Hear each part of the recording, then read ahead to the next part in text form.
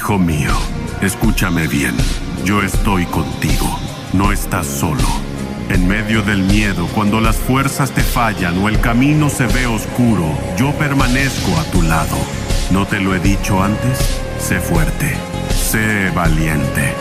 No te llenes de temor por lo que no puedes controlar.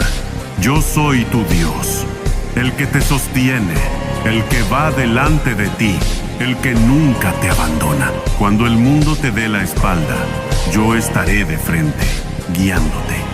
Aunque sientas que no puedes más, yo sí puedo, y eso basta.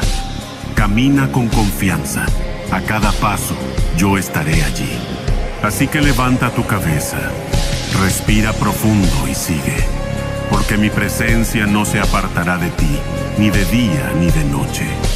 Esta batalla no la peleas solo, yo voy contigo.